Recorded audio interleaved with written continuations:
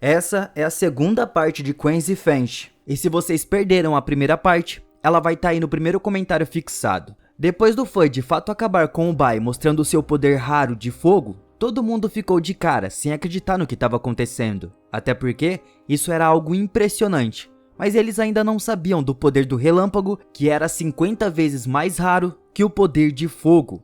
Ele recebeu a nota mais alta por conta do seu poder. O diretor da escola reconhece todo o potencial do fã, principalmente porque ele é o primeiro mago da sua família.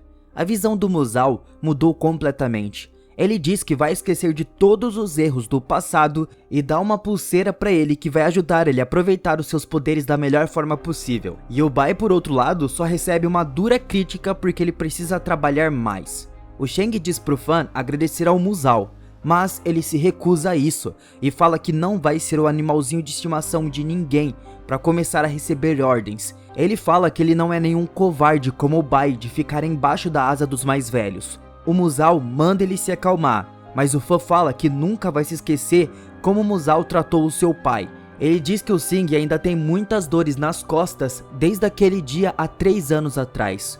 O Ri já manda na lata para expulsar ele agora, mas o diretor não queria fazer isso e fala que era apenas uma discussão e nada mais, não precisava levar para esse lado. Ele não vai expulsar ninguém e não vai ir tão longe assim por conta de uma pequena discussão. Isso é algo bizarro e besta de se fazer. O Bai, querendo se mostrar, já manda na lata para deixarem ele bater um pouco no Fan para ele aprender e se colocar no lugar dele, porque assim eles iriam impor respeito. Mas ao invés disso, o Musal diz que queria que o seu filho adotivo, que se chama Yuan, lutasse. Ele dá mais uma chance pro fã se desculpar, mas ele diz que não, ele realmente quer esse duelo, é o que ele queria. Se ele perder, ele vai se desculpar, mas se ele ganhar, o Musal é quem vai ter que pedir desculpas pelo que ele tinha feito ao seu pai. Mas nós vemos que a Associação de Magos proíbe lutas de menores de idade, então era necessário esperar 2 anos para que eles pudessem ter a sua luta. Foi dito pro fã que o Yuan era muito mais forte do que o Bai, e ele percebe que deveria treinar muito para se preparar para essa luta. Agora nós vamos pro próximo semestre. Nós vemos que o fã estava na classe de elite com os outros que conseguiram ter os seus poderes de fato libertos. Eles recebiam números com base nos seus poderes, e o fã é o melhor com o número 1. A classe tinha 3 pulseiras que eles vão revezar.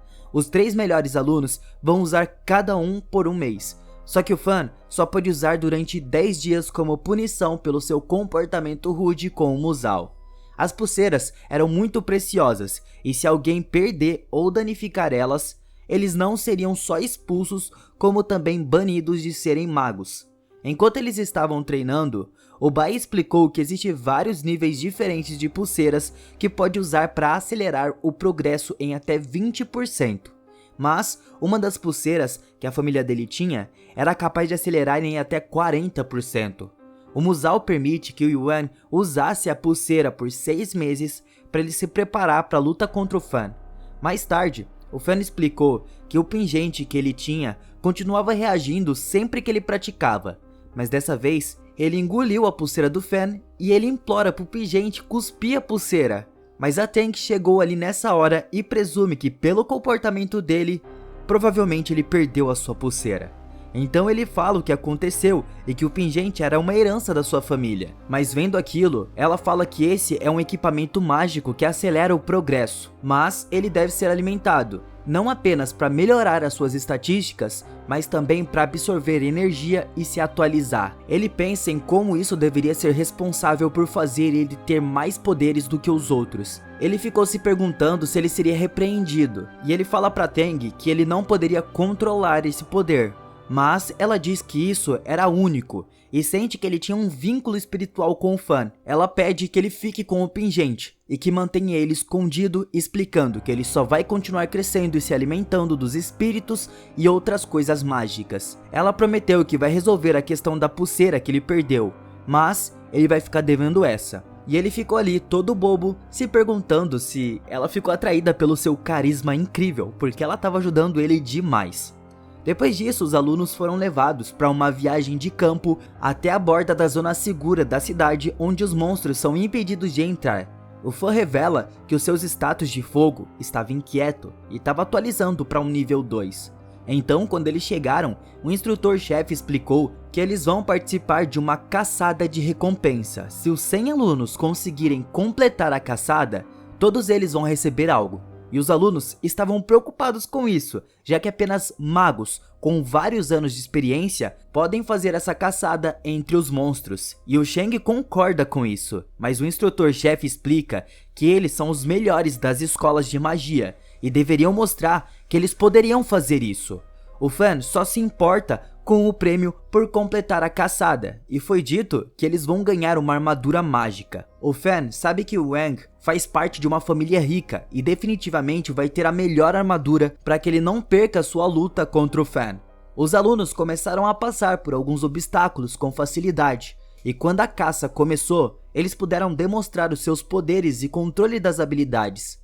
Eles chegaram em uma caverna que já serviu de covil para lobos de apenas um olho, essa era a raça deles. Esse local foi limpo, mas os alunos ficaram todos encarregados de verificar se tinha algum sobrando. O chefe ordenou que alguém ficasse vigiando eles, e o Shang acredita que de fato não tinha nenhum lobo na caverna, mas o chefe diz que tinha algo lá que os alunos precisavam passar por conta da experiência. A Tang só consegue pensar em como o Fan era o mais poderoso entre eles, e desde que ele vem praticando com o pingente, ele tá ficando cada vez mais forte. Sem dúvida, ele vai ser capaz de enfrentar o monstro que vai aparecer. Alguns alunos de fato se encontraram com alguns obstáculos que eles precisaram usar os seus poderes. Essa foi a primeira vez que eles de fato usaram para uma batalha, por mais que era só para vencer alguns obstáculos. O valentão da classe falou que eles só precisavam ficar perto dele, porque ele iria congelar qualquer inimigo que aparecesse. O Zhang percebeu que a água da lagoa, que estava congelada ali, estava pela metade, e isso era muito estranho. Ele pensa que provavelmente algo muito grande estava morando na caverna e deve ter bebido a água. Ele avisa aos outros sobre isso, mas os outros alunos só se importam em zombar dele. Eles dizem que o Zhang estava procurando uma desculpa para não entrar na caverna, já que ele estava com medo. Mas momentos depois, o grupo foi surpreendido por um lobo muito grande. A tentativa de usar poderes do Bai falharam. Eles começaram a correr. Aqui foi mostrado pra gente que o monstro na verdade era um animal de estimação e o chefe estava feliz com isso, porque se fosse um monstro de verdade, todos eles já teriam morrido. Ele sabia que eles não seriam capazes de derrotar o animal de estimação e esperava que eles fossem capazes de soltar o seu poder, pelo menos isso. O pessoal fica desapontado que ninguém estava à altura de fazer tal feito, até porque não estava saindo poder nenhum dali. Mas eles começaram a ver uma luz vindo da caverna. De fato, os alunos conseguiram soltar os seus poderes, e isso deixa o lobo muito bravo. O outro aluno, que tinha o poder do relâmpago, consegue paralisar o lobo por um tempo, mas isso não dura muito, e o Bai foi completamente inútil contra ele. A Minzo, que é uma outra menina, também falhou lançando seus poderes. Então o Fan chegou com uma pinta de herói, e ele percebeu que os ataques de nível 1 dos seus amigos eram inúteis. Então ele desencadeou o seu ataque de fogo mais poderoso do nível 2. O lobo ficou em chamas e fugiu para a lagoa. Os instrutores ficaram muito impressionados e aliviados ao ver que alguém de fato dominou o nível 2. Mas foi revelado que o lobo não estava respondendo aos seus comandos. Ele estava instruído a não machucar os alunos, mas agora ele estava fora de controle. E os alunos tentam de tudo para evitar o monstro que estava fora de controle. O Fan percebeu que ele era o último dos melhores alunos que ainda era capaz de lutar. Então Zhang veio ajudar ele, só que os dois precisam recuar mais para dentro da caverna. Eles estavam em uma grande desvantagem lá dentro, e quanto mais para dentro da caverna eles forem, pior fica. Alguns alunos ficam gratos pela sua bravura, enquanto os outros dizem que eles não deveriam pensar que eles vão morrer. A Minzo queria ir atrás deles, e quando o chefe dos instrutores chegou, ele foi informado da situação. Lá dentro, nós vemos o Zhang salvando o Fan de um ataque brutal do lobo e ele ficou gravemente ferido. Isso faz o Fan ficar no seu limite e ele finalmente libera o seu poder do relâmpago. O seu primeiro ataque não foi muito eficaz, mas ele consegue atordoar um pouco o lobo. Os dois conseguiram juntar as suas forças e matam o monstro com uma pedra varando seu corpo. Quando ele morreu, uma bolinha que parece uma alma saiu do corpo do lobo. Ele foi diretamente pro pingente do Fan. Era como se o pingente tivesse se alimentando da alma do lobo. O chefe chegou ali e ficou espantado com o Fan, que de alguma forma conseguiu derrotar esse lobo. Ele sabia que o seu poder do fogo não ia matar o lobo, e o Fan explica que ele usou a pedra para furar ele. O Fan implora que eles consigam alguma assistência médica, mas o chefe ainda não consegue entender como que o Fan conseguiu de fato fazer isso, especialmente considerando que a velocidade e os reflexos do lobo fariam ele desviar sem problema algum. Mas o Fan só se importa em ajudar o Zeng nesse momento. O dono do lobo chegou ali e ficou muito bravo porque o chefe matou ele. Só que logo em seguida ele fica chocado junto com os outros quando foi revelado que foi o Fan que matou ele. O dono não queria acreditar, já que o seu lobo é ainda mais poderoso que os monstros normais. Ele podia matar até mesmo magos experientes. Todos eles acham que tinha que ter sido o chefe quem matou, perguntando ao Fan como ele fez isso, e ele não revela o uso do seu relâmpago. O outro instrutor só fica ali chorando por conta do seu lobo, e os alunos finalmente começaram a dar créditos ao Fan pela sua bravura. A Tang explicou para eles que se o animal de estimação fosse um monstro real, todos eles teriam sido mortos quando o encontraram na primeira vez, porque eles não iriam conseguir usar os seus poderes. Ela diz que os próximos vão ser assassinos sedentos de sangue, que não mostram piedade alguma. A caçada deles não saiu como planejado, mas mesmo assim todos os alunos vão receber uma armadura, só que a do Fan vai ser uma do nível S. O Fan, mesmo usando o poder nível 1, derrotou o lobo, então ele merecia uma melhor do que de todo mundo. Depois que o Fan é premiado com uma medalha, foi oferecido para ele um cargo de trabalho depois que ele se formar. Mas ele só queria saber da sua armadura no momento.